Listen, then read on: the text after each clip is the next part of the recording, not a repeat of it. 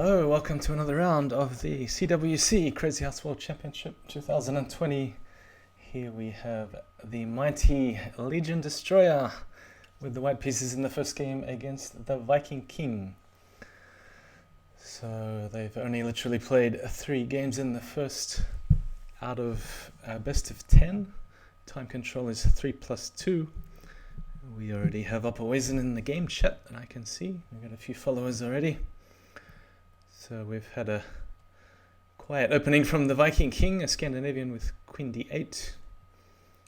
A very interesting pawn sack by Legion, pawn at e6, followed by f takes. So he really wants to grab a pawn for f7, followed by knight to e5. So watch out for this knight to e5 move to come at some point. The problem with bishop takes pawn that allows knight takes, this covers the e5 square. So his idea is sacking the queen on d1 and then bishop takes c6. Although, of course the idea then is pawn at f7. I'm just seeing if queen d7 survives. Bishop takes, knight takes. Yeah, this knight here in that line is quite useful to cover black's counterattack on e2. Oh, it's an exciting line, but probably black has to go for it, otherwise not sure what he's going to do with the bishop on g4, because white's simply threatening all kinds of things like queen takes bishop, bishop takes c6. So black chooses to defend. Legion's whispering to himself in the game chat. I'm not sure why I'm so aggressive this morning. So it doesn't exactly win a piece for Legion because c takes b5, but then knight takes, looks like it comes with a tempo. There is a bishop at a5 check, but I guess white can just neutralize that with bishop at c3 blocking the check. So Legion's turn, he's going to probe the c7 weakness. I guess black should just drop a pawn or something and prepare to defend. Bishop at a5 is another move. Maybe trying to hold on to the b5 pawn. So he's allowed this one to drop. We can see here about a 600 point rating difference. So obviously Legion is the huge favorite, but we're hoping that a Viking will put up a fight at least and try and push to take one or 2 games. So Legion simply defending the knight on b5. Neither side has a material advantage, which is quite surprising considering Legion's offerings with the queen on d1 and lots of pieces hanging everywhere.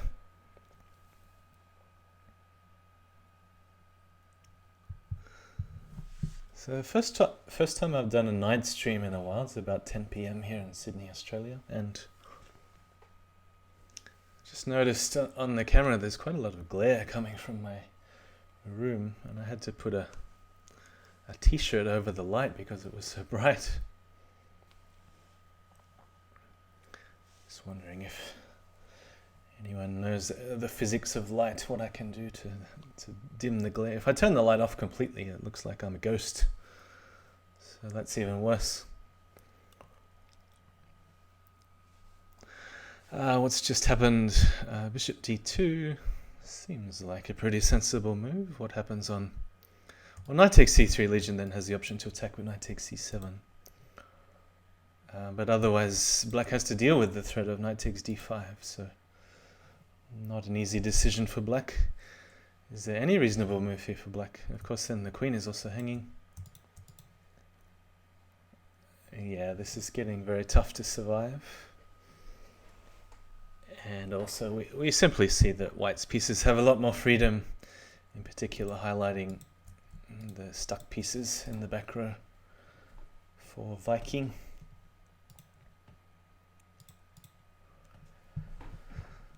So black chewing up a lot of time here, and yeah, I'm really not sure of a solution. He's going to block it and save the queen, but it looks like simply knight takes d5 will be... Oh, hang on, there is a bishop takes intermezzo check. So for example, king d1, e takes d5, knight takes c7 check. It should be easily enough for a big advantage for Legion. So yeah, with the 3 pieces you can see on c7, there's no way to defend.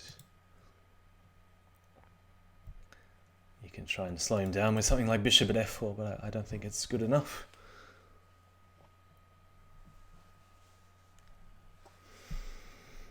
Yeah, I don't see a better move here for black though than bishop at f4. No, he's allowing knight takes c7 check. I'm assuming Legion's not going to hesitate and just go for it. Might as well just grab the rook. I don't see any big counterplay here for black. The bishop gets in the way. There's only one check on e2 and then black is going to run out of checks. Try to defend, but what would we expect? Pawn at c7, does it work? Might be a tricky move to block out the queen, something like bishop at b6 check. Is also worth a look for Legion. And the idea then, if they do end up trading queens, white's just going to keep dropping on c7 and maybe eventually promote to a queen if he goes pawn at c7. So I think I would play bishop at b6 check as a sneaky way to block out the queen, as an interference move. It's a way to preserve the material. But funny Legion, why he was saying before how he's being aggressive this morning, and it certainly wasn't the most aggressive move, queen g4. So is he going to go for material? The bishop takes f4, or is he going to go for the attack with bishop takes e7 check? Either way looks good. So again, there's just too much pile up on c7, this time with the pawn. And he should take this in a couple of moves. So it looks like game 1 will go to Legion. And we'll see what he's got prepared with the black pieces. I'm not really anticipating he's prepared anything. He'll just make it up on the spot, I guess. That's what players do in round 1. And we saw Jutsugi earlier today play a Sicilian with black and start with e3 on move 1. I think he also started with a3 on move 1. So what's his Sakara-kan with queen c7? Alright. I'm not exactly sure what we call this. The Legion Kara? Or maybe you don't even call it a Kara-kan unless you push d5. So he's allowed a sack and then a knight takes knight g5 check. Yeah, perhaps it's not even really that special for white once the king comes back to f8. So Legions are just intending to blow up the center with d takes e5, and not quite sure how long he's going to leave this diagonal open for the sack. Another option is just more direct with knight g5, but I suppose Legion will push d5 in that case. There's also knight h6 possible. To defend, followed by castles, or again d5 is always an option. Alright, going for the sack. I just noticed the e6 push was also maybe playable, but I suppose the king can then do a little dance around the e-pawn after the following checks. So I think queen f3 is definitely worth throwing in for Viking. We can always try to win a piece back with pawn at e4, but Legion has good control over this square, so he would just start munching away on the e-pawn and the d-pawn. Now g4 looks a lot more risky to me in the long term. I wouldn't think about this and just go d takes e5 if I were Legion. I assume g takes f5, otherwise there's going to be a check here.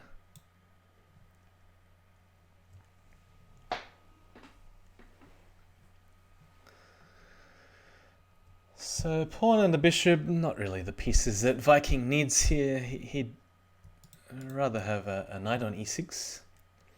We have Hamzor in the chat saying, are you referring to yourself in the third person?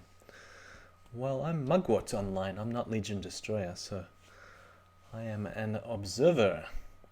So I'm not referring to myself at all, unless I was saying something like, oh, if I was Legion I would do this, but no, I'm just observing a Crazyhouse World Championship match between the two players on your screen. This is round 1 in a double elimination knockout.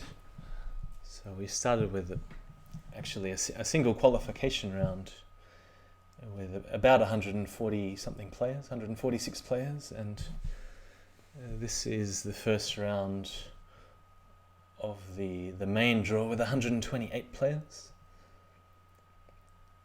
So Legion being close to one of the top 10 seeds. I'm not exactly sure where he's seeded, but certainly top 20, maybe somewhere around 15. So Viking's chosen to put the bishop on e6. Perhaps the idea is to grab a knight and then stick the knight back on e6 with a fork. But as you can see, Legion is not allowing this because he's not going to recapture the bishop but answer with f takes g5. And then he still has the bishop here defending against the fork on e6. Oh no, I'm not making Legion's moves. I'm just drawing arrows all over the board and highlights. As you can see, I can make a bit of a mess if I want to on the board. Gingerbread Man, where does your name come from? Actually, I've had an email address with the name included in the email address for at least 20 years, maybe a bit longer. And I first got it from a Japanese video game called Xenogears, which apparently was banned in the USA for being too controversial with religious and political issues. So it's quite funny that it was allowed in my country, Australia, but it was banned in the USA. So Xenogears was a Japanese robotic kind of character who had a kind of a human personality because it was really a human inside a robot. That's what the whole game was based on, like war machines with humans driving the robots. And I think the series is still going, Xenosaga. I think that's what you call it now, but it was quite popular at the time. Oh, Legion's got a fork on f3, just knight f3 should decide the game instantly. And I think Mugwort is a herb, but it's not where I actually got the name from. I hear it's quite a relaxing herb too. But yeah, I've never taken it, so I wouldn't know anything about it. Interesting that Legion hasn't gone to pick up the queen. He's trying to do everything with check. Oh, he's going to get the mate, but of course the king could have stepped out over to g2. So yes, Hamzur, I'm just the commentator today of this match, and I'm trying to organize my own match against one of the qualifiers. His name's I am Lapis from Italy. I'm not sure whether he's a real chess I am, or maybe it's just an ambition. But I've suggested this weekend, as long as it's not 3 AM my time, I think I would accept if it's on the weekend, or close to 3 AM my time. Oh, in the game chat we have the COVID-19 watching, so I hope he's not here to spread his disease. Oh, it's the COVID-19 hacker. I wonder if he's watching the stream. So we have an unusual opening from Legion. What's he done? A4. And Legion whispering again in the chat, can't give any theory away to my next opponent. I thought A4, Rook A3 was his theory though. So what happened? I'm just trying to catch up on the game. Oh, he's allowed the rook to be taken. He's got knight takes back. And he's placed the bishop back on f3 for defense. But it seems like black is doing quite well. I mean, if you do grab the rook on a3, I think white is meant to be okay, because the rook is really nothing special to drop in the opening. So if you haven't seen the opening before, it's known as the rover, or the rook over. a4, you can play it with black as well. The tempo behind a5, rook a6. I think GSVC has famously taken down the finisher playing a5, rook a6. So we have e4 from Viking, and I'm liking this decision because Legion now has to make a choice. Does he allow the capture and play solid with bishop takes back, or does he move the knight to a possibly dubious square and then allow the trade here followed by a knight at h4, attacking the weakness on g2? And occasionally there are ways, if you can manage to deflect the bishop away on the tactics based on the loose knight on a3, but not that I can see obviously just yet. So Legion's traded on f6, he's gone bishop at g7. I suppose I would think about just leaving the rook there and attacking, but it's going to take a few tempi to break through now on these squares here, so alright, probably worth just saving the rook with rook g8 and then looking for a way to trade off the bishop. Again, it's a little bit slow perhaps. I'm not sure what Legion has in mind as a form of counterattack. Perhaps knight at c5, pawn at d7. So the queen's avoided any knight at c5 for the moment. It does allow rook takes, but then black can get away by 0-0-0, castle queenside, and yeah, I don't think rook at a8 is any big threat. Oh, but there is a bishop g4, so that is the problem of castling queenside. And occasionally castling queenside does fall for one move tactic, which are sometimes not so obvious when you're just looking to get away with the king. Bishop back to b2, so typically you'd have to watch out for a knight fork on g7, but not in this case. Maybe Legion is just waiting for castle so he can throw in bishop g4. But he's played it anyway because he has a very obvious follow-up with pawn at d7, and the rook is going to invade on the back row. And it's actually a very good defense from Legion on the light squares because the squares g2 and f3 were his main weaknesses, which he's covered very well. So we have a raid from Kowalski Eggs. Thank you very much. 12 raiders. So we're following, if you've just joined us, a Crazyhouse World Championship match between the two players on your screen, LegionDestroyer with the white pieces and the Viking-King. It's just a round match, so we do see sometimes a bit of a mismatch in round one. And there's a rating difference of 600 points, but it'll be fun to follow anyway. So Legion has given away his queen, but the knight is really not posing much of a threat to the white king. Sitting next to the king, the key square to defend for Legion is e2, so he can just feel free to pick up the queen anytime he likes, and he's completely safe. But like the previous game, he's trying to do everything with check. Just go drop, drop, drop. Now, of course, if king takes d7, bishop takes f5 comes with a check. So he can just replace that queen straight back on the board. And then it should be a mate in 3 or mate in 4 with all checks. And you can see here the Viking King is trying to step around the minefield. But I'm sure Legion... He may try to find a fancy mate, but I'm sure it won't take him too much longer.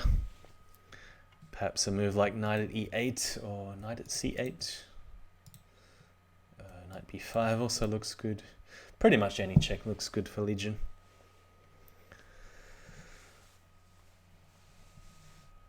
So I'm not sure what time it is in other parts of the world. It's not a bad time for me to stream, 10 p.m. It is a work night. I'm actually going to the office every day this week, so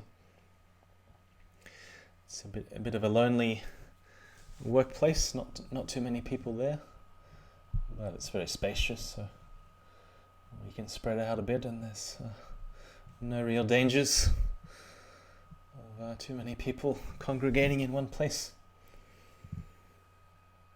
Yeah, not too many people in the game chat. I see only 5 players at the moment, or 5 people, 5 spectators. So Legion's saying I couldn't find mate, and of course, as I was saying before, he can just feel free to pick up the queen anytime, and there's no danger at all. So it looks like the Viking King from South Africa, and I think it is early afternoon South African time. Yes, surely he'll find a mate this time with the extra ammo. Queen at e7, some diagonal piece here, and knight there, rook there. Is that even enough to mate? He's got 2 rooks in hand. What more? What more do you need? So just before midday in London. Oh, Gingerbread Man, I was actually watching a live stream from the Sun on YouTube in London. And I mean, there was still obviously very minimal activity, but there was still some things going on outside. You could see the double-decker buses crawling past. I don't know whether there's anyone on the buses, but you could see some like workmen in the yellow jerseys, yellow vests, working on the street or pretending to work. A few people coming here and there, motorbikes zooming in and out, but obviously the activity is severely hampered at the moment.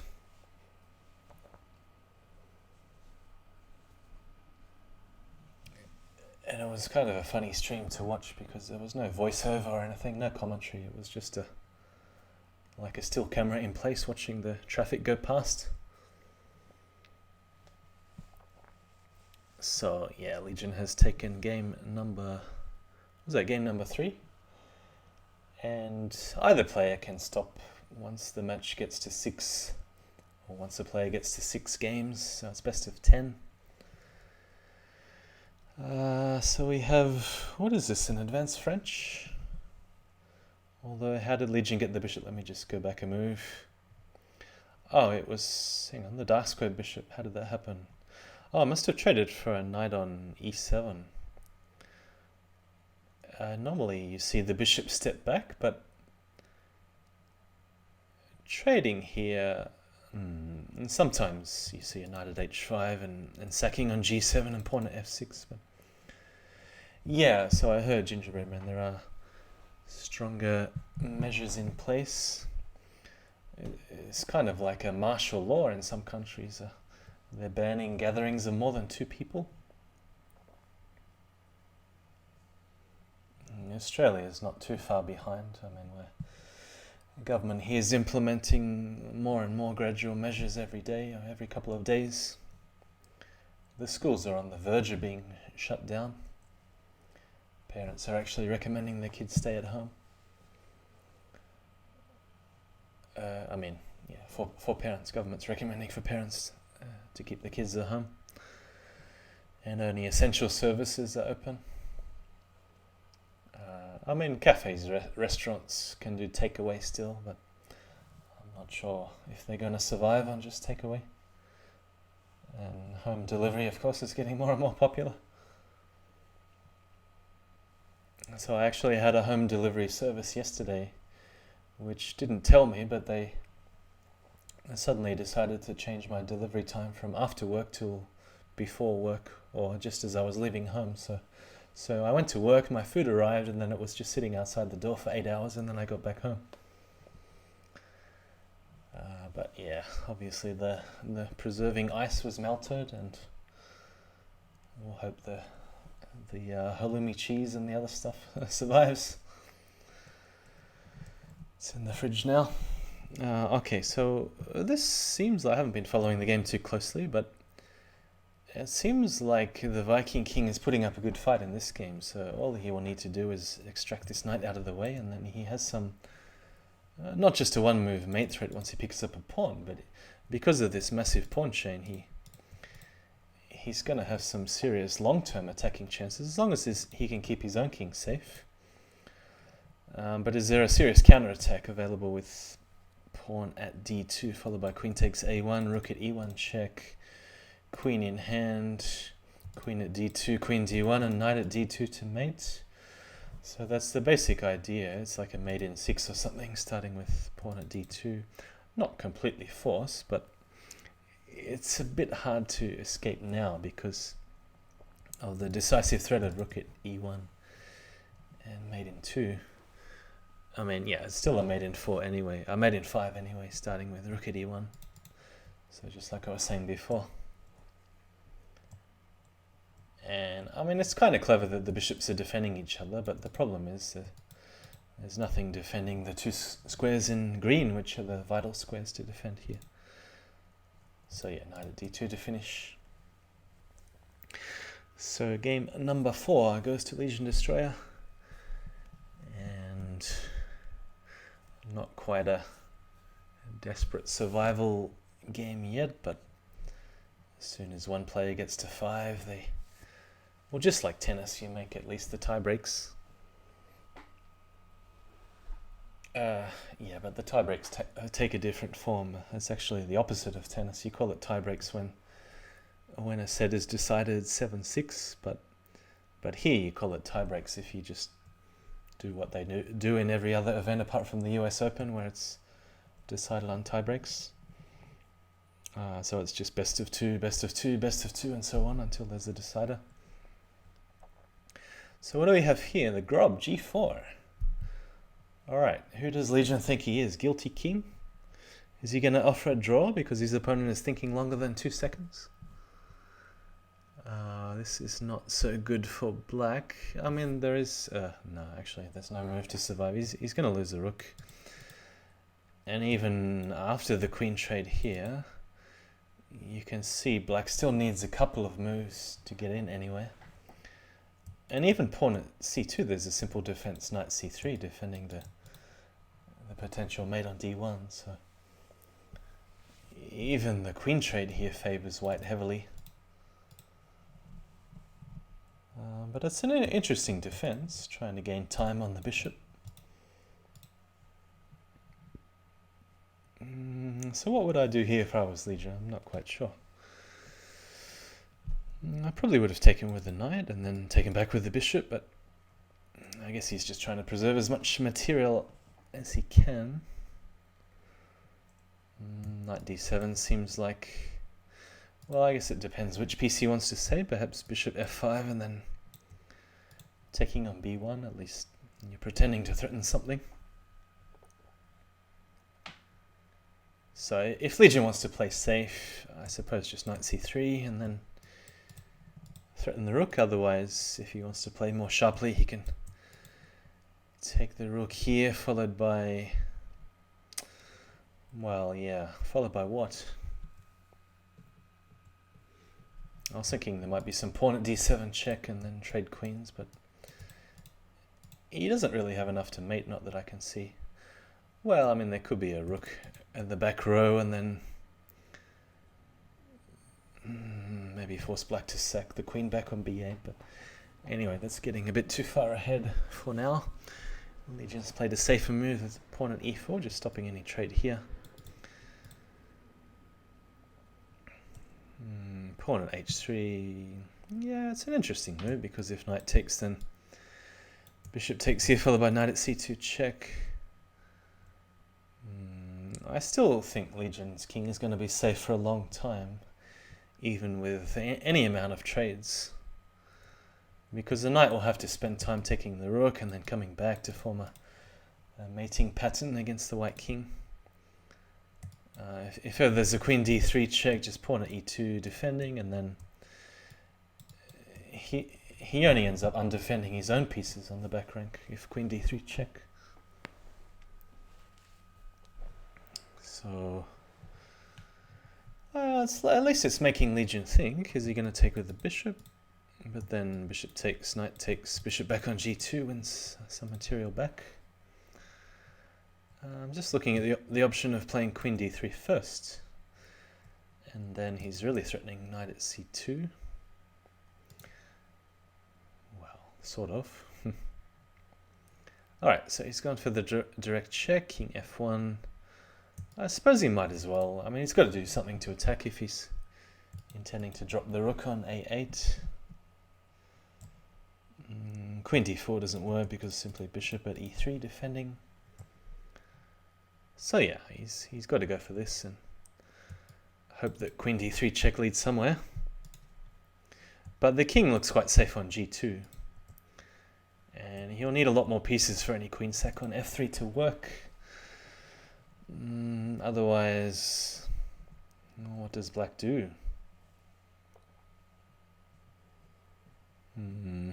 hard to suggest a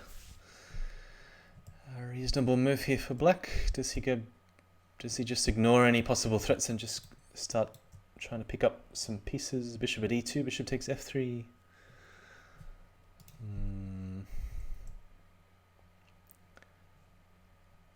He's got to try and make use of the knight somehow. Bishop at d3, okay. I guess the intention is to pick up another knight, but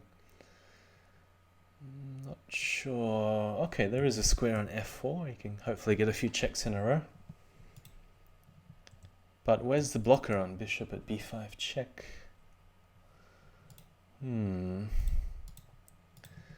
He really doesn't want to waste a knight. He also doesn't want to trade queens. Maybe c6, but then that's inviting a lot of trades here. But yeah, probably c6 is about the best that black can do. And then bishop back.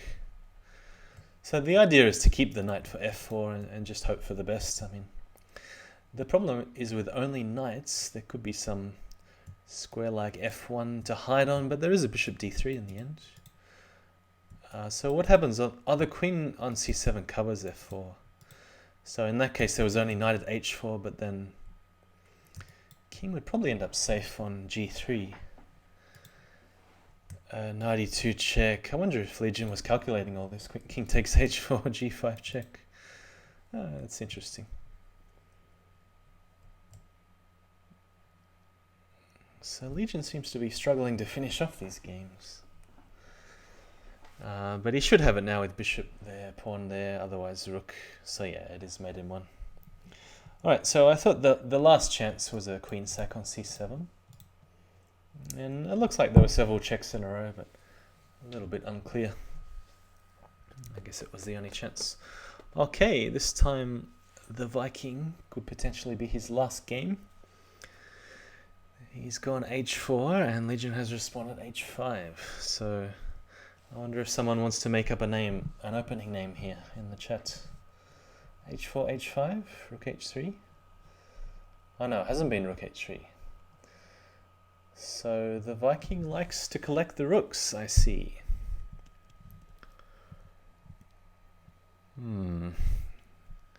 But Legion sure knows, based on the game number, whatever it was, game number 3. He sure knows how to use his bishops in defense. And with these two bishops here, it's going to be really hard to crack. I mean, if I was Viking, I'd probably just put the rook, put the rook immediately on the back, pin the bishop, make sure it can't reach a square like g7. And it's actually very hard to chase this rook away. So I do like this move, rook at h8. But I suppose if there's a trade, he'll have to answer knight takes just to cover the d4 point. Sometimes if you take back with the knight, it does severely weaken the light square. So I suppose Legion's intending, well, either bishop at e4 or just trading here and then picking up the pawn. So this is a good move to pin the knight. So it's a way to bolster the defense on d4. Knight f5, you can see pressuring the same point here.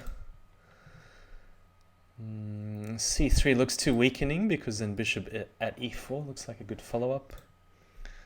So yeah, why not take the chance to attack? And maybe Legion will have to bail out with king d7, because what else can he do? That's another very good move, and good timing as well from Viking. Alright, so I'm liking Viking's chances to take a game here.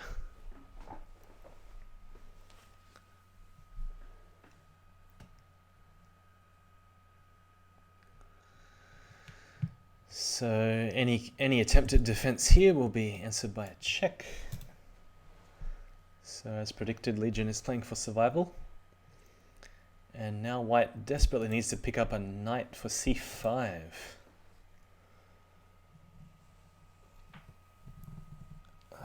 We have a spammer in the chat asking me to buy some followers.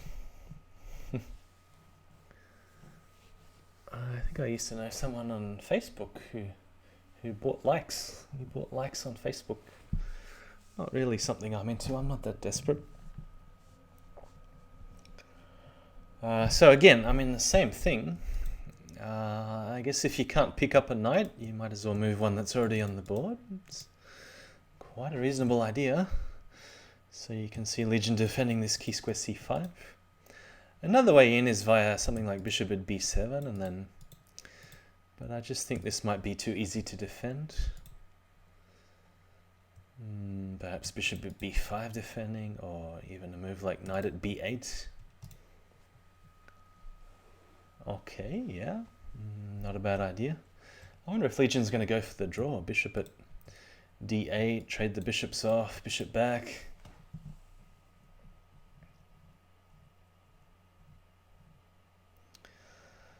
Other ideas for Legion to avoid a repetition? I suppose there's a move like bishop at b4 check. Take, bishop back, bishop back. Not really sure he's getting anywhere.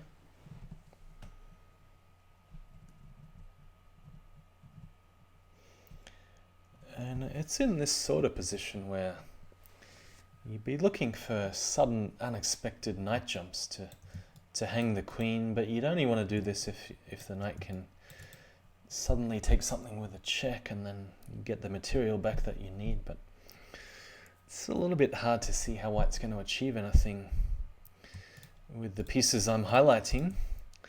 So that means he's not attacking with very many pieces. And you would think that there's some way for Legion to just avoid a...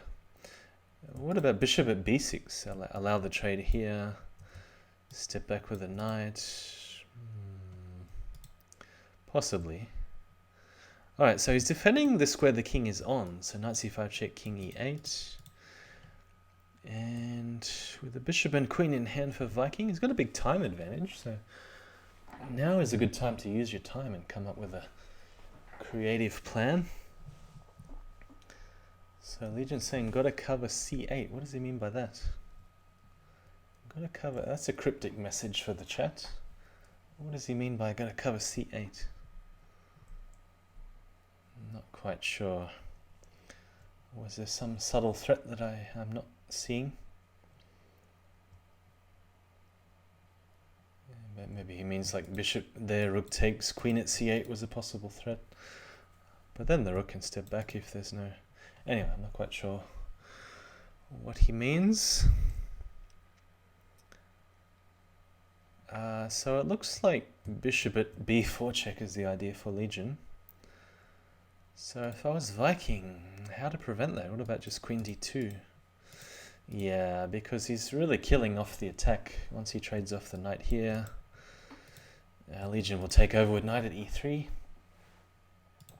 Bishop at e3 also looks good. But yeah, why not just gain time on the queen and on g2, knight at e3.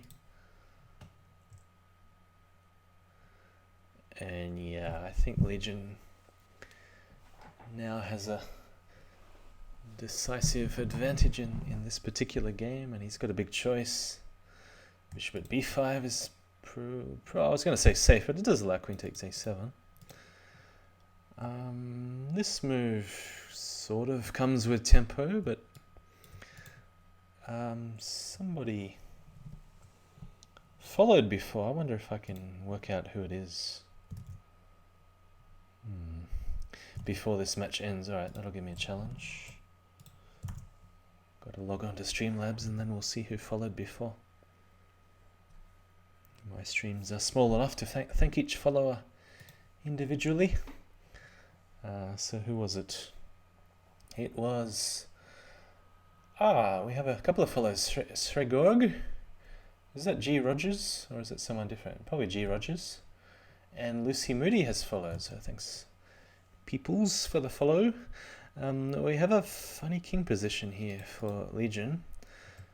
So the knights, well, they're covering some squares, but where's the finish? Knight f2, pawn at f2, is it enough to mate? It's enough for a draw, which I think Legion's going to go for more than a draw there. So, no, he's maybe gaining time on the clock, Grandmaster style. Knight at h3, there's rook takes clearing a square here.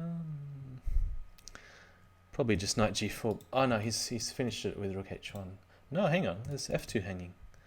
I was going to suggest knight g4 before, but look how safe the king is. So I think, yeah, it's a good idea to go for this. Actually, Legion might be in trouble here after rook at b8 and bishop at c6. Coming after the trade, bishop at c6. So white is picking up more and more material with every trade. Actually, this match might not be over. So what's the idea after rook at d7? Do you... Oh, hang on, that can't be good. Just pawn at f6. I thought rook at d7 had to be played, even if it lost. Yeah, it's pawn at f6 surely now to cut off the king. Oh no, he has a queen in hand. Queen at g5 was mate in 1.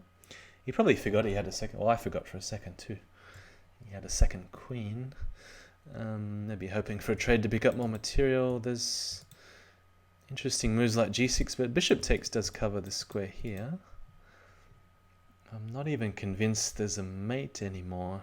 Oh, hang on, there is. Yeah. Oh, hang on. Wait a second. I'm really baffled. That's not mate. Bishop takes. So there was no force mate once the king got back to h7, unless I'm missing something really obvious. Let's see. I mean, it's unfortunate. This bishop at c2 would have been a lot better.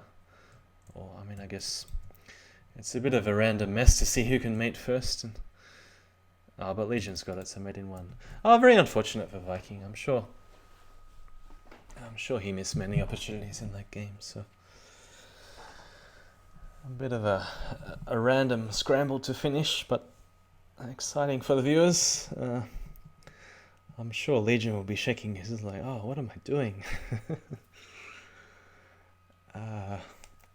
Yeah, I mean, I thought there was a mate at first with his rook at h3, rook h1, but then I realized the knight's hanging on f2, and then he's just chasing the king around in circles. So I thought he had a better chance with knight back to g4, but I'm still... there were a lot of knights that got in the way. So it looks like they are stopping after 6 love. Well done, Legion. Shall we just step back a bit to see perhaps the critical moments? And I wasn't sure at first whether there's a forced mate here, but now I'm not at all convinced. So I think, considering that these pieces and the 2 pawns in hand are not enough to force a mate, white definitely should have chosen the move knight takes g6 and stop trying to do everything with check. So that was the moment to just relax and take a breath and realize that your king is safe and you don't actually have to do a check on every single move, because I mean, knight takes g6, there were mate threats everywhere with the queen still in hand, and yeah, I mean, that was after the mates missed before, especially the mate in 1 with the second queen on g5. So looks like they've had a quick chat and decided to continue. So for the audience, maybe Legion's doing it for the viewers on the stream. We don't have too many viewers in the game chat, but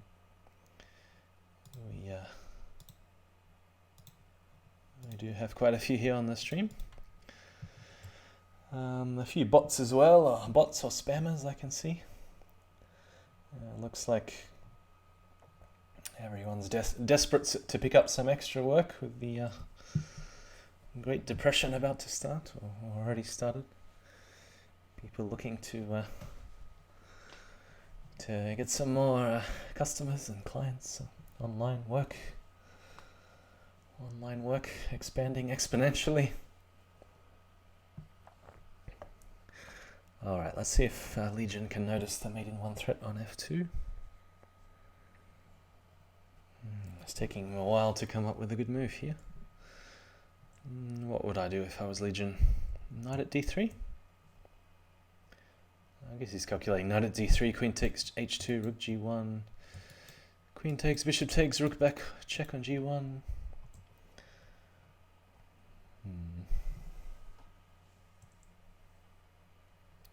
But then I've already forgotten, did he have time to pick up the bishop there or not? Maybe he didn't have time. Alright, so we have knight at h1. So, okay, but this doesn't give our Viking the chance to pick up the pawn on h2, so perhaps... Yeah, I'm still in two minds whether rook g2 is a better defense. Because it could be some pawn at h3 at some point, like right now.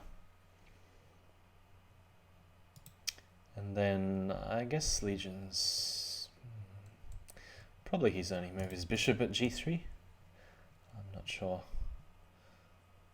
I mean, you can't really allow this with tempo. So we'd either have to block out the queen from a potential mate on f2, or well, he could throw the rook away that way, but I think he's just way too much down on material, initiative, everything. Okay, so what happened here? I was expecting to sack the queen with h takes g2, but the Viking has gone for the safer option.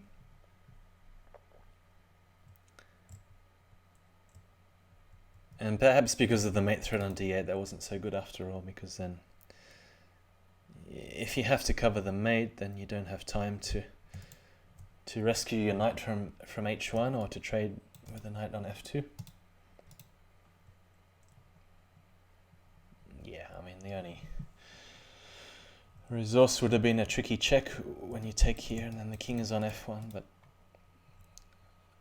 if there's any bishop h3 check, there was a knight takes h3, and if you place a new bishop on h3, just king g1, and then you're still not defending the d8 square. So anyway, that's a different line I was talking about, sacking the queen on h4. So the queen still lives, the queen is still on the board, actually in quite a good position here without the dark square bishop covering e3. So what do we expect next from Legion? I'm not sure whether queen g1 check is a real threat. I mean, a defensive move is possible, like knight at f1. Rook g3, okay, so probably queen e3 check. But it is only a check after all. What would I expect next? Something like bishop at c5 or bishop at h4? The trouble with bishop at c5, it allows knight at g4 hitting the queen away with tempo, defending f2. And bishop at h4, I'm sure there's going to be a drawback here as well. I just need to think what it is. Probably a similar move, like knight at g4.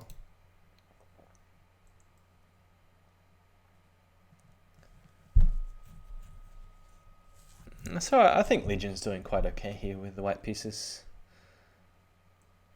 Materially, he's not any worse. And he's about to chase the queen away. Oh, now he's got knight at f5. Which is even better than knight at g4 because it's hitting on g7 with check. But no, he's either missed it or he thinks this is better somehow.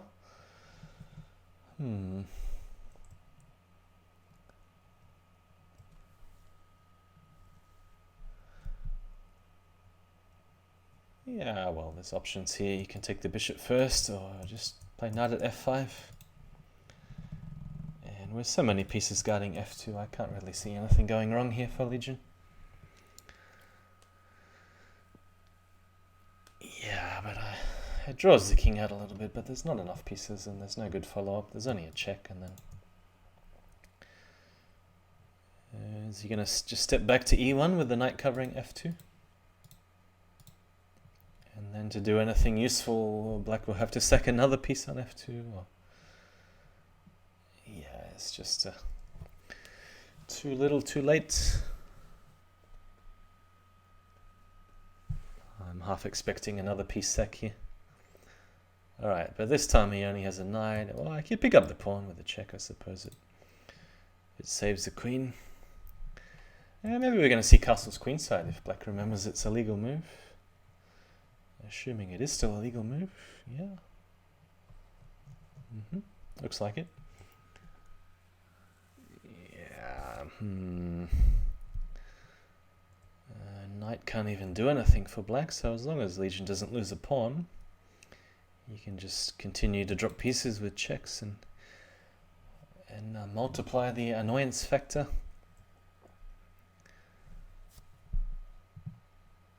Knight at e3, I suppose? No?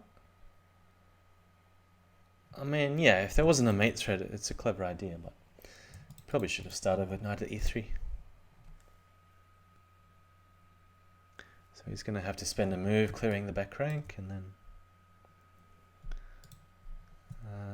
yeah, pinning knight is good. Still got a safe king, so knight takes queen, and this should be too much with only a queen as a blocker. So I guess run, bishop at g4. It's going to be a smothered mate on d7 in the end. I'll just queen at c8 now. That's it. So 7 love. Do you hear that in tennis? 7 love? I suppose you do in a tiebreak. It could be 7 love in a tiebreak. But yeah, not the game score. So it's a best of 10. And they're just seeing out the last games of the series just for fun. Just so Legion can throw in a few more random openings so he doesn't give any notifications of what he's going to play to his next opponent. So his next opponent's going to think, oh, there's no use preparing for Legion because he just plays any random garbage.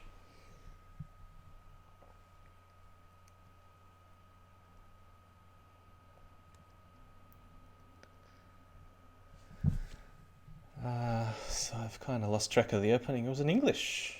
Alright. Turn into a very strange King's Indian hybrid with h6 g5. Accelerated King's Indian? I don't know what you call it. I thought there was a guy, a chess player, that actually wrote a book on h6 g5 in response to d4.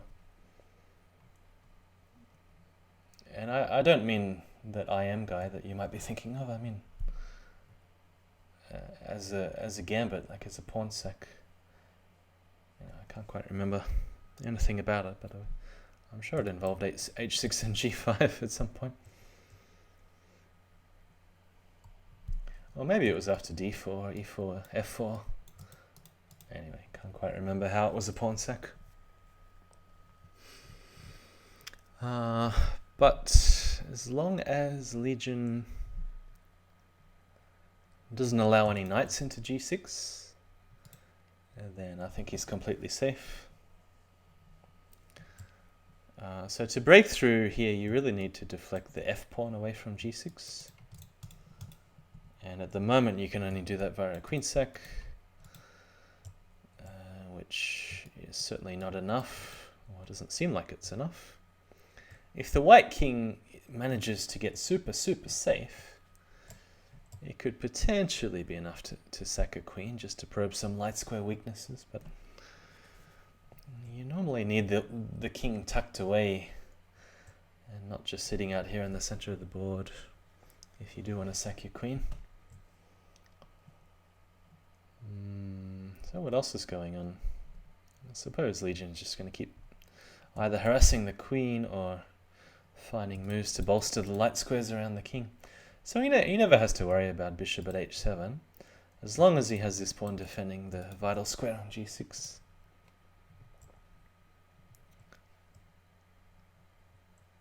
Yeah, so as expected, trying to hunt down the queen, maybe putting a bishop back on. Oh, what's this? It's very aggressive, but without another knight for f7, I don't see how it's going to work. Probably just pawn at f7 is the safest move for Legion.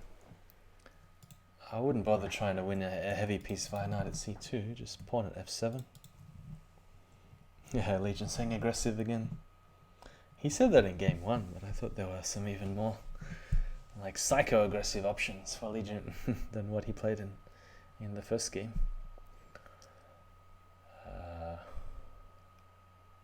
Yeah, as soon as you look at your opponent's rating, then you have even a microscopic amount of fear that you might lose one game, and then you're like, oh no, I'll play a safe option. Or if you see someone streaming and there's like 20 or 30 people watching, you're like, oh no, it's embarrassing if I sack all my pieces. I end up just losing and running out of steam on the attack. So I'll just preserve my material and defend. But I'm sure Legion's not really like that. He's a fun player to watch. He comes up with some unusual creative ideas. So I've kind of lost the last few moves, but we've had a promotion. And Legion's wondering when he should take it back, if he should take it back, does he need to take it back? So queen here, there's enough defenders on the back rank for now. And obviously he's just trying to crash through and force a mate on the white king. Looks like knight at d3 is the main threat, just to get rid of a defensive piece.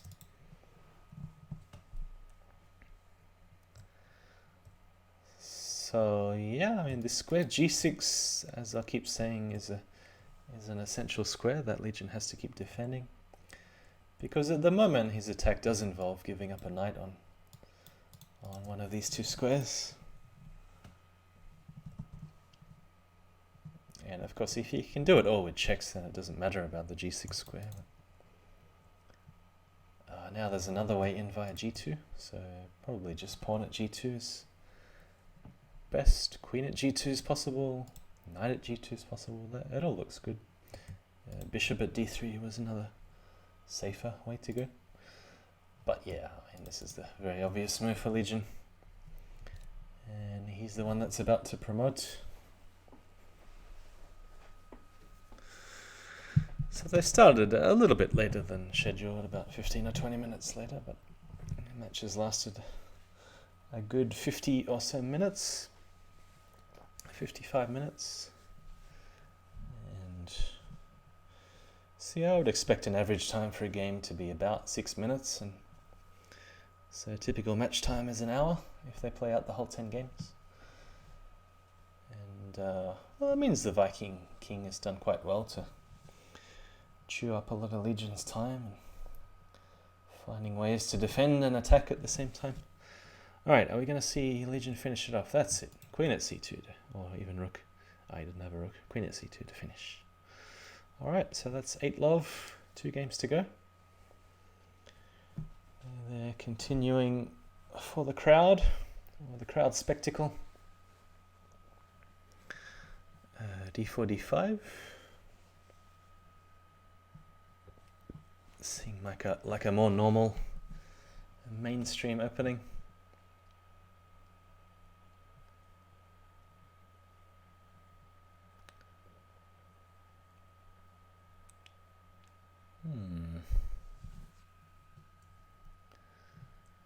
So it's a bit of a cheapo here, threatening bishop takes knight and knight takes g4. Yeah, not sure about this h5 move. It often does end up weakening the light square significantly when white feels like sacking the knight on f7 or trades off a pawn for g6. This move often comes with the sneaky queen b5 check. So queen is just creeping up the board, and yeah, but does this give a target on c6? So trading looks good, but also just queen b5 looks good as well. Threatening both b7 and attacking on c6. But yeah, this is the more simple way to go with the same target square.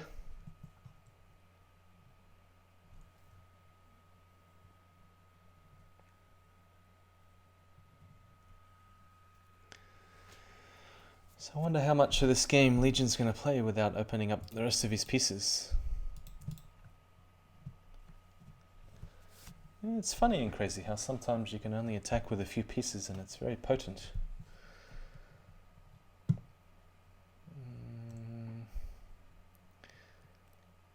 We'll see how this move turns out. I haven't really made a decisive comment because I'm not sure. Because it does leave the knight kind of dangling out there in the open.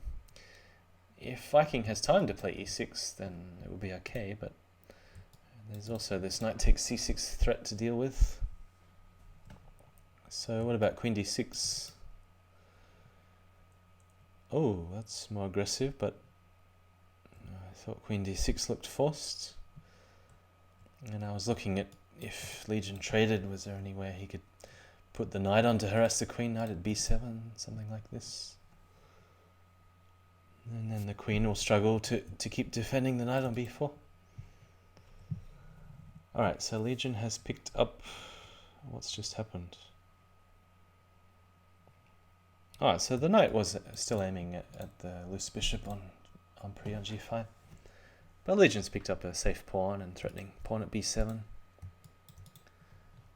So, no easy way to defend.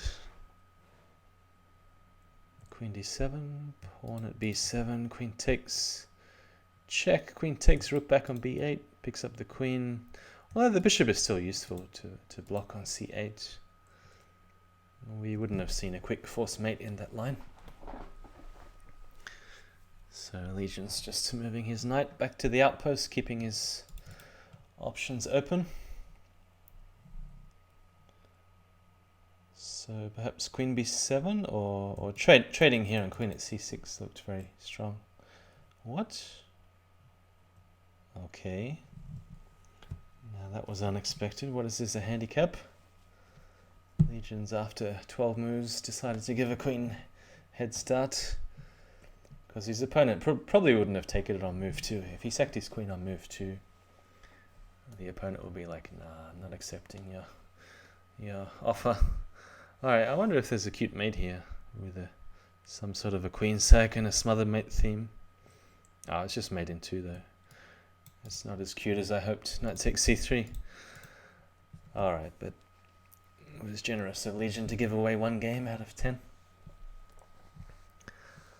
And again, I'm sure it's just a bluff to his next opponent. Like, oh, look at this. I'm so hopeless. I sack queens left, right, and center. And, well, maybe he's playing blind. There was a funny moment, though, I have to say. I was playing a blind game against Blunderman 1.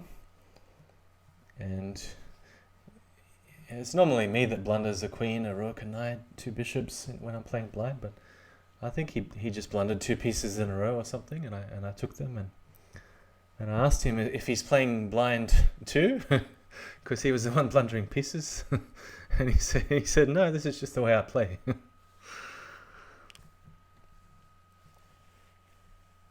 Alright, what is this? A Queen's Indian in Crazyhouse.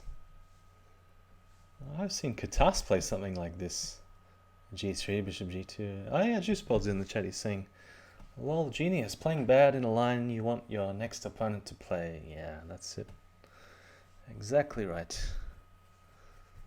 So you play the wolf defense with black, and then you just do some, I don't know, dumb random stuff. Throw in a6, h6. Do some random non-threatening moves. Let your opponent crush you, but you still just do enough to win. And then you say, lucky win.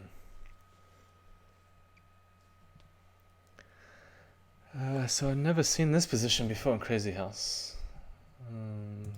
Pawn f6 looked okay. Even knight e7 looked okay. f6, knight e7, knight f5. You do similar things in the French, advanced French.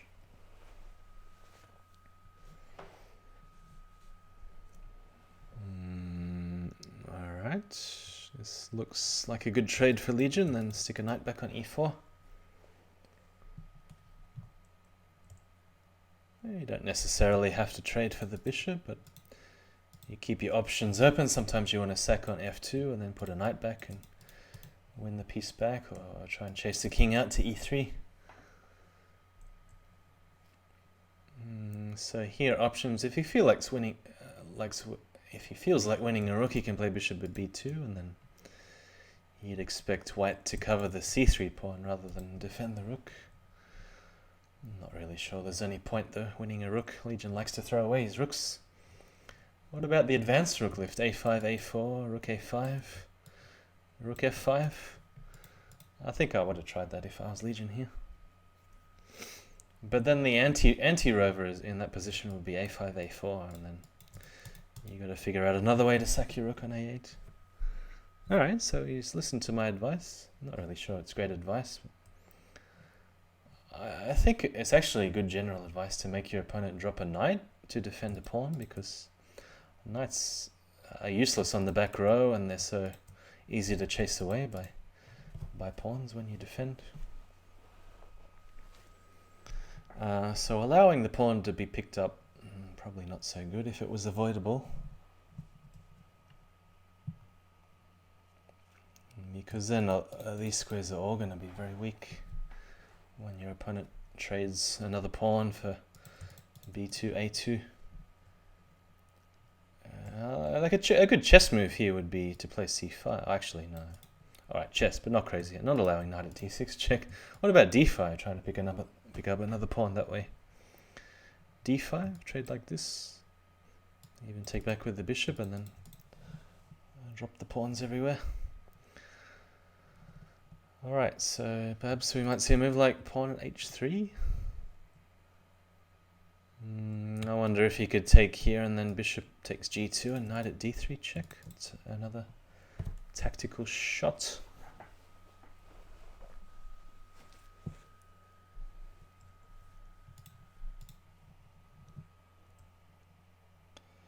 Yeah, it's another idea. I mean, it can be defended. So queen takes rook, knight at c2 check is a fork. But white can, yeah, just put a bishop on or something. But then there's pawn at a2.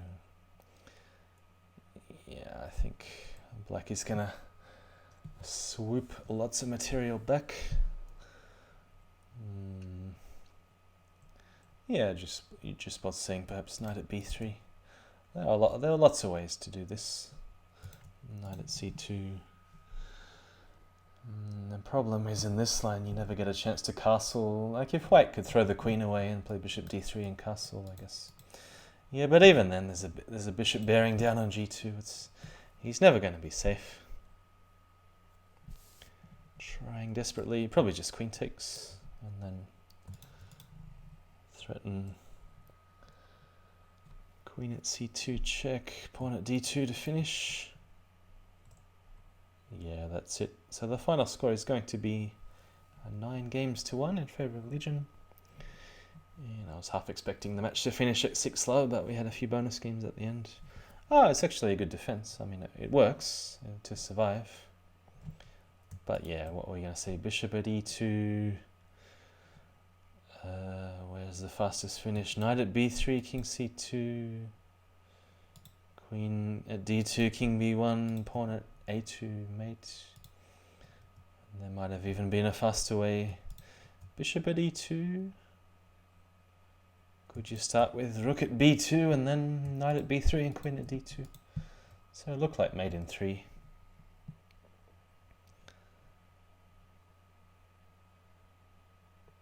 Yeah.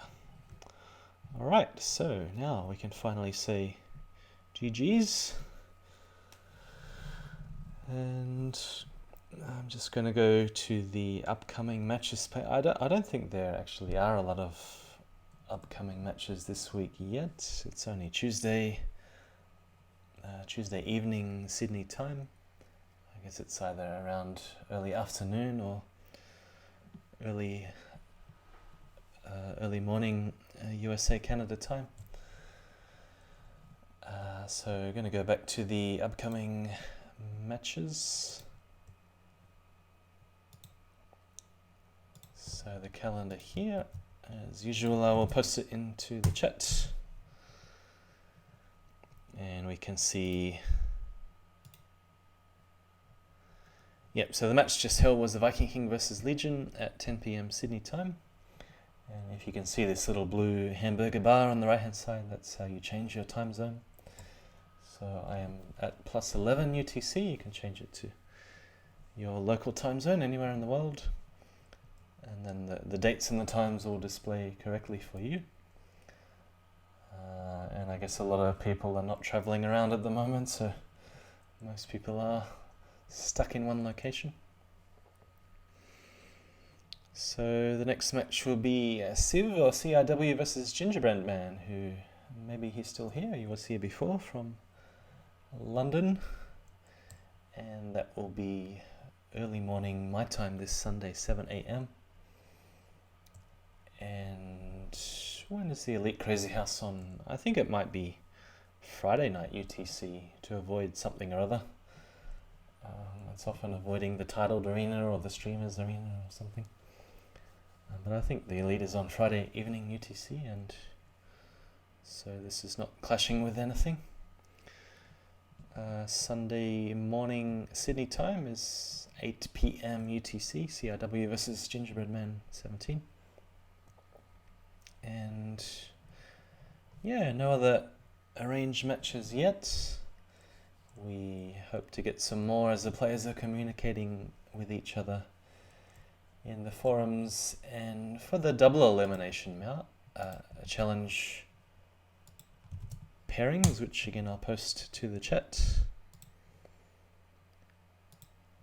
According to the schedule, we actually have another 2 weeks to organize a time with our opponent. So some people know their opponent already. It's around here, as you can see on the left hand side. And Legion has just moved up to round 2 to play against Pawn in Training. That will be quite an interesting matchup. Already in round 2, we're going to see some very close matches. And I mean, based on the ratings, based on experience, you'd expect Legion to take the match, but I don't think it's going to be easy. I mean, even that match there, all the games weren't easy. So, score prediction, I would say 7-3 to Legion, but it could very well be closer than that.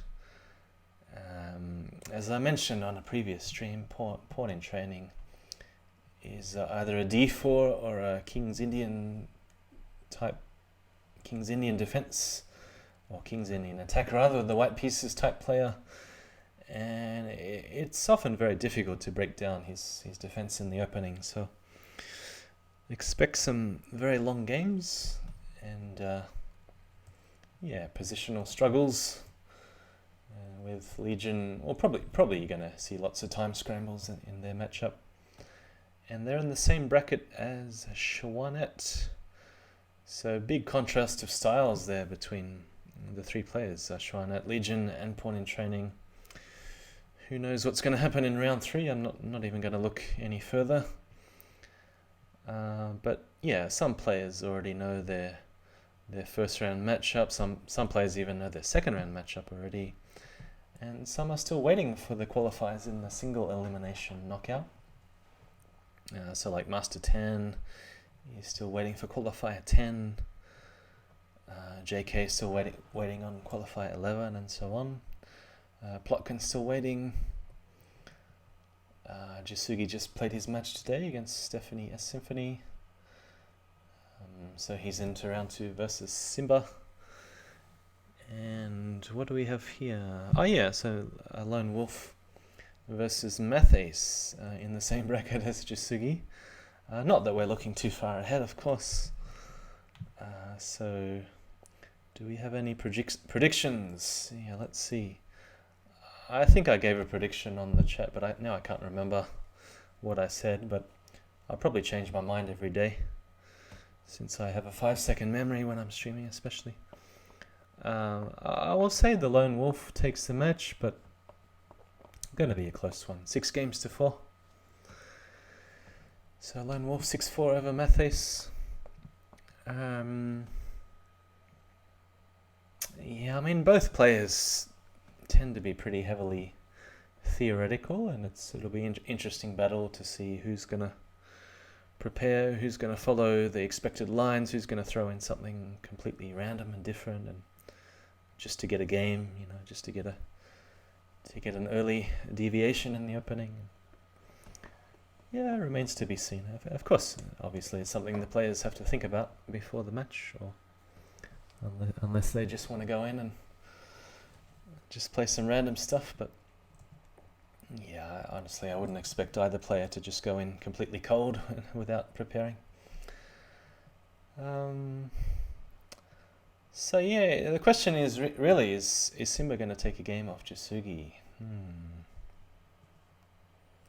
I mean, considering the form Jasugi's in, I would say 6-love, and then the players will stop there. But I don't want to completely count Simba out. I mean, if it was a blitz match, if it was a chess match, I don't know. Does anyone know Simba's strength in chess? 2300 or so.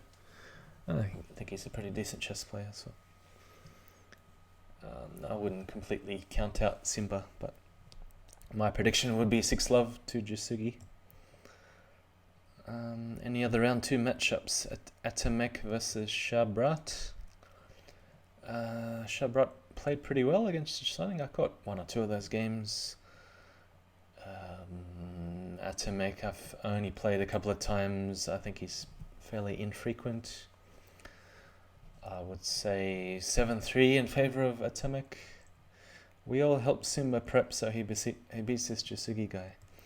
No, I heard Katask earlier on today. He was saying something like he has to work on his anti-Jasugi prep. 35 moves deep. Yeah, but I mean, most games he's lucky to reach 5 moves without being in a unique position against Jasugi.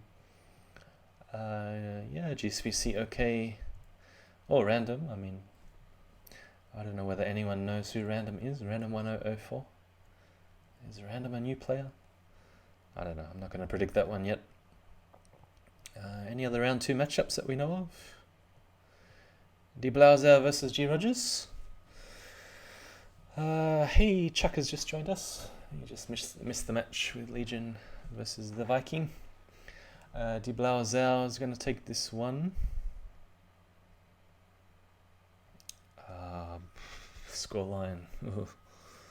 Are they going to stop after 6? I don't know. Say 8 games. 8 games to 2. DeBlauser. I saw a few of his games. I mean, obviously the rating difference was much bigger, but he's another D4 player, perhaps a little bit more aggressive than Pawn in Training, but still very hard to crack. Quite good in time scrambles. He's flagged me a number of times, even with like +2 seconds increment. But I think if it comes down to a time scramble, I would heavily favor DeBlauser. So that's why. Well, one of the reasons I think it's going to be a bit more of a blowout than 6-4. Juicebold saying 6-4 in the chat. Any other round 2 matchups? Clearcast versus Crazyhouse. We have Opera in Disguise. I wonder if he caught the Legion match. I'm not sure. He's 2400, 2500 ZH often. That's very true. Also a very experienced Bughouse player from the old fixed days and on chess.com currently. Alright, what about Clearcast versus Crazyhouse in round 2? Crazyhouse, more known as a bullet player, I guess. Clearcast is no mug. Certainly no mug in bullet also. Clearcast took a break for maybe 6 months and he's back. He's been fairly active, both getting back to streams and also playing. So another very solid player, I would say. Yeah, 8-2 I think is a good prediction from Juicebold there. Bugzilla, well, he's already won his first round match. Yeah, I don't know anything about his opponents here, so I'm not going to predict that one. So the only other one we know is Legion versus Pawn in Training, but we've already talked about that one earlier. So I've already forgotten my prediction. Did I say 7-3 to Legion? Something like that. Okay, and we have the losers bracket down the bottom. So I should remind everybody, if you lose one match, you're not out of the competition. So I lost 2 years ago against Grandmaster Feedglued. And I was actually leading 4-2, and then I ended up losing the last 4 games of the match. So I lost, but then I was still in, and I ended up winning a few matches in the losers bracket, and only just lost to GSVC to make their candidates. And GSVC ended up coming second only to Oppa. So it's a bit unfortunate to lose to the guy who came second. But anyway, my draw is completely different this time, so we will see. I'm actually in the same bracket as Die Blaue Sau. So if I get through to round 3, that could be a very close match. Yeah, they're talking about Bugzilla starting to study. I think he's always studied a little bit, but he's a little bit like me, that he knows certain lines very deeply, very well. But I wouldn't say he has vast breadth and depth. He mainly just relies on his experience and his intuition and his defensive skills. So he knows certain lines very deeply, but then he just plays from feeling in lines where he gets out a book early. But he's I mean, certainly a top player. Like, if you get him out of book, that's not no guarantee, even if you have an opening advantage, that you're going to go on to win. He's always very, very tough, even when you get an advantage out of the opening. So yeah, I just made the point that if you lose one match, you're still in the competition until you lose in the bracket on your screen here, what we call the unfortunate losers bracket. So I wonder if we can rename the losers bracket. Maybe it's the name that scared people off, because you saw a lot of people drop out of the competition 2 years ago after they lost one match. So either they got demoralized because they thought they were in the losers bracket, or they thought it was a single elimination, or they just couldn't be bothered playing any more matches after they lost one. Alright, so I've somehow lost... Oh, there we go. Back to the winners bracket. So does anyone in the chat know anything about Zek? I'm not sure whether I've ever even had one game against this player.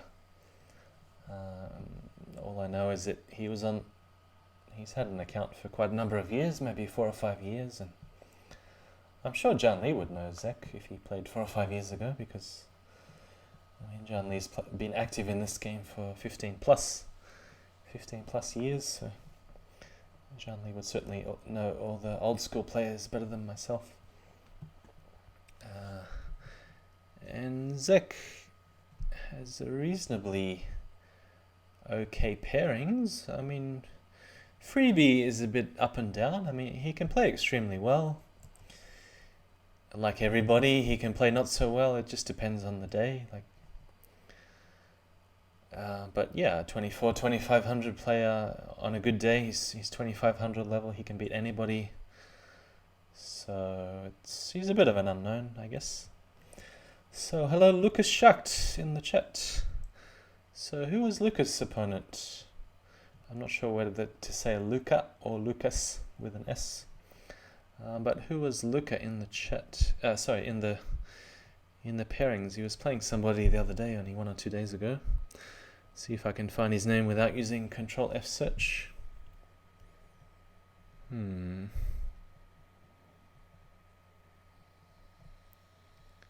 I think he lost against a reasonably strong player. Let me see. Maybe 2400 or so, his opponent. 2300. Pawn and training. Okay, so his pawn and training's gone through to round 2, like we said before. And so Lucas playing against the loser of the Legion match. That makes sense, because they were on adjacent sides of the same round 2 bracket. So not sure the best way to describe that in words, but the loser of this match is playing the loser of that match in the next one. Yeah, so look, I'm not sure whether this video on demand... I'll put it on YouTube as well. I have a section for Crazyhouse World Championship matches on YouTube. I'm not really sure whether the openings will tell you very much, because both players, it seemed, were just throwing in some random stuff. We saw some H4, some A4, some D4, D5, some perk defense, some Caracan, some E4, some totally random stuff. Again, has just joined. Did you submit a prediction? I was just about to do it, and then I don't know, something happened that made me start again. I'm like, I'll do it later. I'm not quite sure. I think I did something wrong when filling in the form, or I wasn't logged in, or... Yeah, I don't know. I did something the wrong way, and then it stuffed up the submission. So in the prediction, you drag players over to round 2, but it's getting a bit late now, isn't it, to predict round 2 when we already have about 30% of them decided. Juicepod says Mugwort was just telling us how last CWC you dropped to the losers bracket just to eliminate him. Alright, that was the real reason why GSVC lost in the winners bracket. Right, I see. So if I wasn't playing GSVC, I guess I would have been playing the person that he lost to in the winners bracket. Does anyone know who that was? And Op is saying in the chat, Yessa turned 60 today. So 24th of March. Happy birthday, Yessa. And I do notice Yessa online quite a lot. He mainly plays against Stockfish level 7, but occasionally you see him in the arenas, like 3+1 or 4+2 arenas, just taking on any randoms. So always exciting to see Yessa online. Shout out to Yessa if he's ever watching the stream. So Genna lost to Blitz Bullet. Yeah, I mean, I think I would have had a better chance against Blitz Bullet 2 years ago, but I don't know, that's ancient history now. Anything could have happened. So yeah, it's mainly up to the players now to start organizing, especially their round 1 matches, and the other 70% or so who haven't arranged the time yet and date yet for the match. Op is saying exactly double my age. Well, yeah, he's about my age at another 50% or so. Well, no, it's a bit less than 50% now.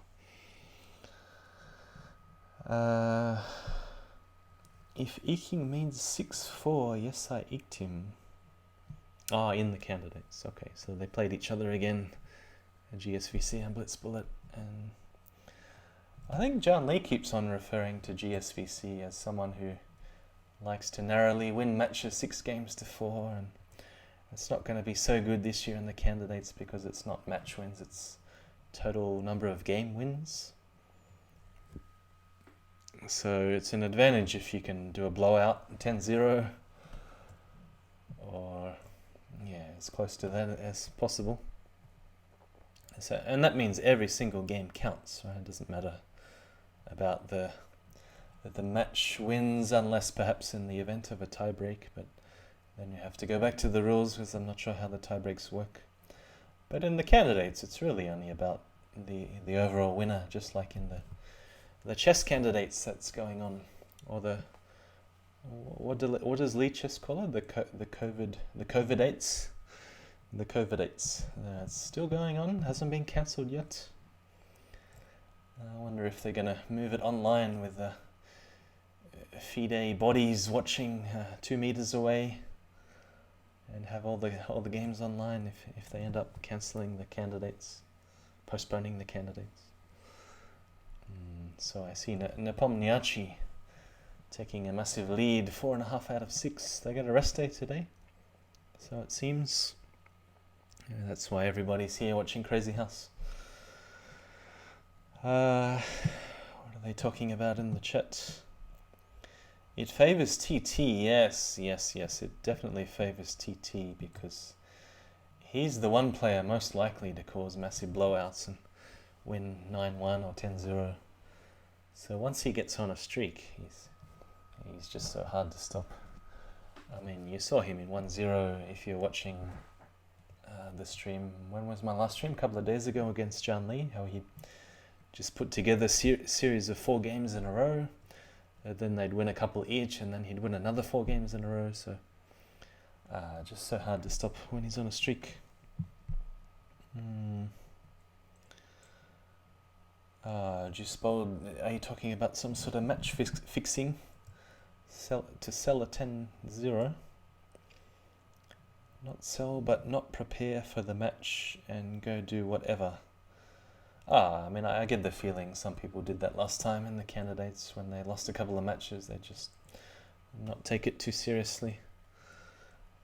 Oh yeah, I mean that's kind of understandable, I suppose, that they're not motivated anymore. I mean, I think in the chess candidates, Ding Liren is going to get to a point where he's just got no practical chance of winning anymore. And I mean, okay, if he can pull together the next 2 or 3 games in a row, then, but how unlikely is it to win 3 games in a row in chess? It's a totally different ball game to Crazyhouse.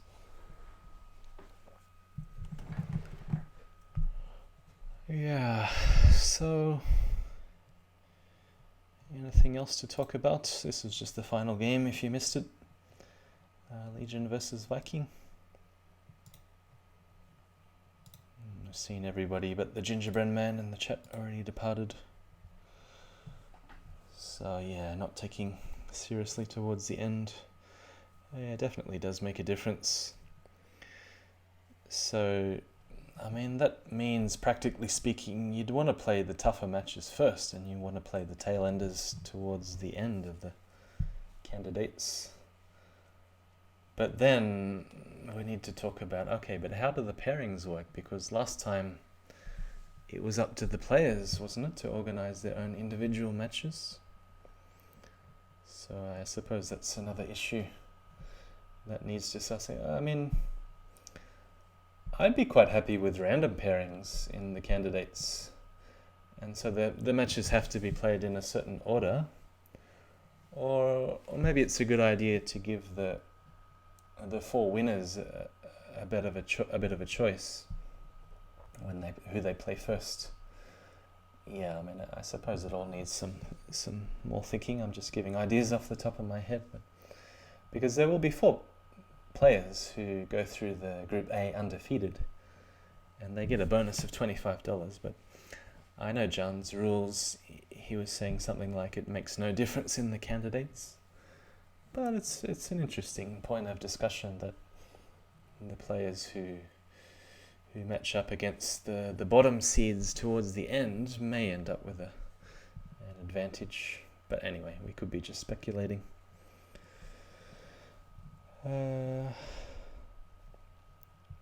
So I've actually had a very long day today because I got up at about 6 in the morning. It's now approaching midnight.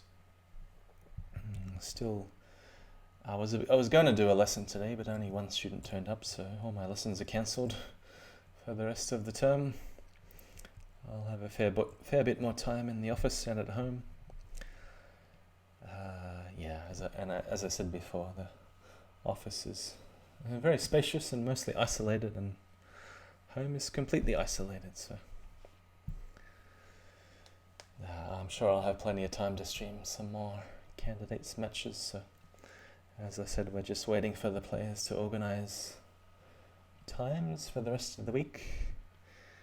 And if you are in round 1 of the double elimination bracket, you have about close to 2 weeks to organize your first round match. But it is good if you can start the communication process as early as possible, and we can hopefully end up ahead of schedule in case the world goes to poo and then all the online services start disappearing as well as the face-to-face services. So again, it's saying long day ahead. He just woke up 30 minutes ago. Are you going to work, Ginna, today? I'm not sure. Some people are working from office, some people are working from home, some people have to go out to essential services and keep the country running, keep the basic infrastructure going. You know, food, gas, electricity, water, that sort of thing, medical supplies, medical care. Zveta. What's he saying? His life will be ended when online services finish. I guess that's what he's talking about. But yeah, Zveta, I know Zveta's going to complain about the delay again because I'm going to be a prophet and anticipate his comment in the chat. But yeah, if you do see CWC in the stream title, there will be a little bit of a delay. Yeah, I thought so, but I thought again, is saying he doesn't work. He's a full-time bug player, but So that means Crazyhouse is just for training purposes only for Bughouse. And I'd like to know who in your country, was it Paraguay?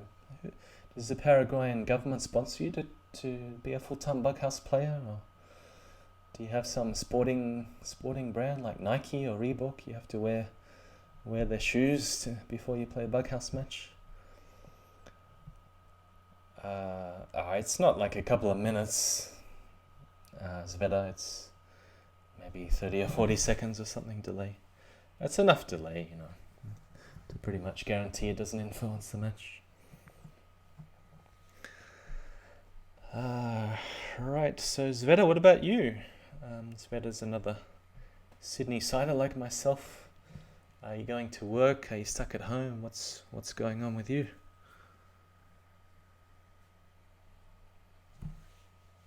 GSVC says it has sponsors, says Juicebold. Yeah, I mean, I'd like some advice because I'd like to have some sponsors too. It's, just in case I need another source of income eventually. That could be really cool if bug players do turn pro, yeah. How are we going to resolve the global lagging issue though, playing online Bughouse? That's a thing. Since the whole world is evening up in terms of people's, I don't know, toilet paper and supplies and, I don't know, financial status and work status, and everything seems to be evening up. How about we make the rule in Bughouse that if you play online Bughouse, there has to be a minimum lag of 100 milliseconds per move, and then you make a maximum lag time. So a maximum lag compensation of something like, I don't know, 200 or 250 milliseconds per move. So that means everyone lags a little bit, but no one lags too much to destroy the game. So that way, if it's between 100 and 250 milliseconds a move for every player, every move, then you're not really going to complain about lag, or it's not going to affect the game too much. Anyway, it's just a thought. I'm not sure whether anyone's actually came up with that solution before, because you see the Americans playing on the American server with a ping of 20 or 30 milliseconds. Obviously, they're the main ones to complain when the lag gets over 300 milliseconds from another part of the world. But if you even up the lag time, then it's kind of fair for everyone. Anyway, just a thought.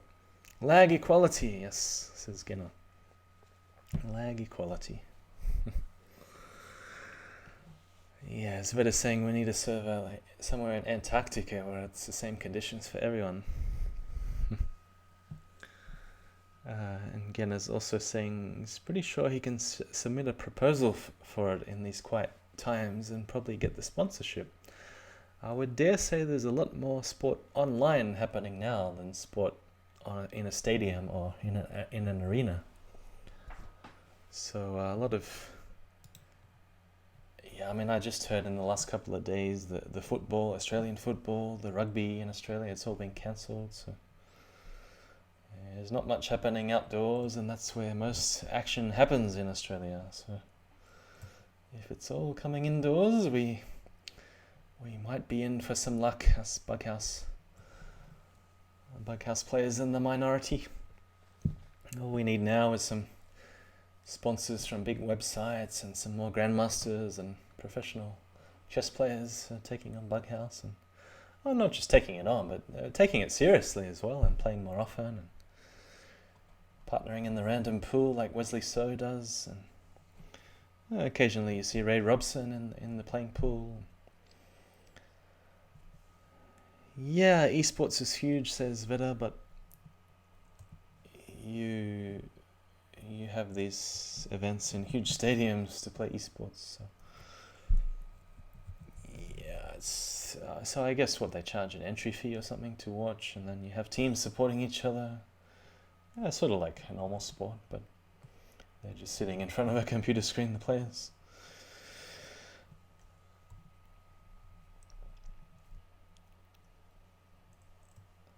But yeah, I think chess.com tried to do something similar with the Pro League last year, and I'm not sure how effective it was. I mean, how many people would actually go to buy tickets to watch a chess match online when they could be sitting at home online? Well, I mean, I'd be really happy if that did take off. It'd be great for chess players and, you know, variant players eventually one day. But yeah, it might take a few years to build up. So I heard that's actually why they changed the rules of the chess.com Pro League event. So to make it more of a viable esport for professionals. So to make no rating cap, so you can invite anyone on your team and you could pay them a decent salary to be on the team, and it would be more serious at the top. So you get some of the world's best players taking part, and they could actually have them on the same team, like St. Louis, for example. They cancelled the on-site PCL final this year, says Genna. Yeah, it's a shame. I mean, I did hear from one of the chess.com guys that was actually the intention, to make it bigger as an esport. Right, it is hit midnight and I will turn into a pumpkin very soon. So yeah, probably time for me to head to bed and get ready for another day tomorrow. Another non-eventful day, cancelling everything. It's funny that it seems to take just as much effort cancelling everything that it does to set it up in the first place.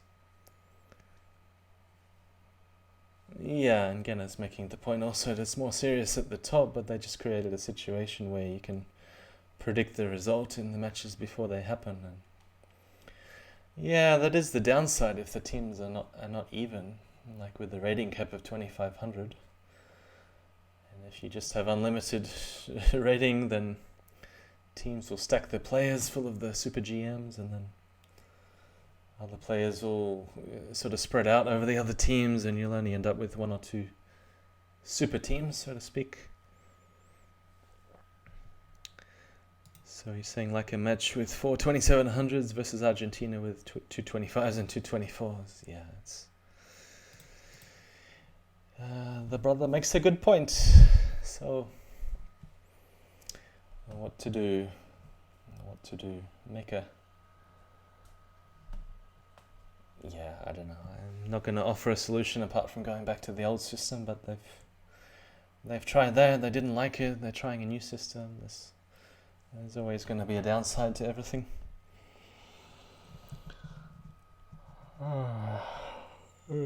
Starting to yawn.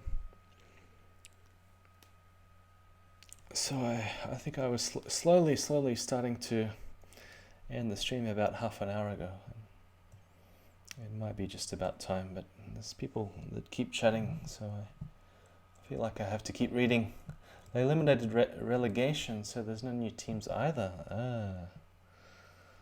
So that means you can't be promoted to the high league and then relegated to the second league.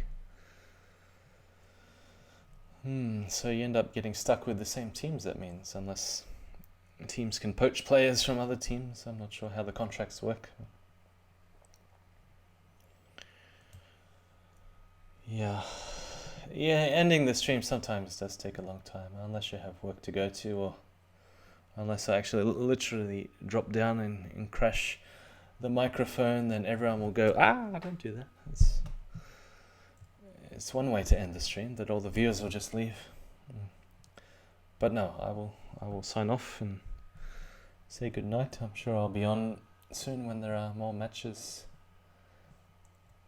added to the calendar. So just one last time, here is the... where is it? I lost it. Here is the upcoming calendar. At the moment we only have the Elite Crazyhouse, that's Saturday night UTC, 7 PM. And an hour later we have... that's actually... Hang on. I heard that the Elite's moving to Friday night. Is that true? Maybe somebody can confirm. Or shall we just look it up in the forums? Crazyhouse League, Crazyhouse CWC. What about we look up the finisher? sure it would have been him. I could looked up the Elite too. Here it is, Elite Crazyhouse. So yeah, the next, as you can see, back to Friday as we avoid the Streamers Arena, which will be this Saturday night UTC. So yeah, so Friday 27th of March, 7 PM UTC. And then we have the, I think it's back to 3+0 time control, which is 6 AM my time. Yeah, good night GSVC. See you soon. We have the finisher, and we don't have Qatar saying go the finisher. I might be the first person to say go the finisher in the chat. There we go. And yeah, so the only CWC match planned is CRW versus Gingerbread Man 17. And looking forward to more matches being updated to the calendar. And apart from that, I'm sure my match is likely to be this weekend sometime, but yeah, we'll see. Okay, so thanks everybody for watching. You're welcome to check out the VOD on Twitch, and also if you just see my profile, you will see a link to YouTube, and you can also check out the video in case you missed the match between LegionDestroyer and The-Viking-King. So again, just to recap, Legion took this match 9 games to 1 out of a best of 10, and moves on to round number 2. So again, good night, good morning, good afternoon, wherever you are, and see you soon.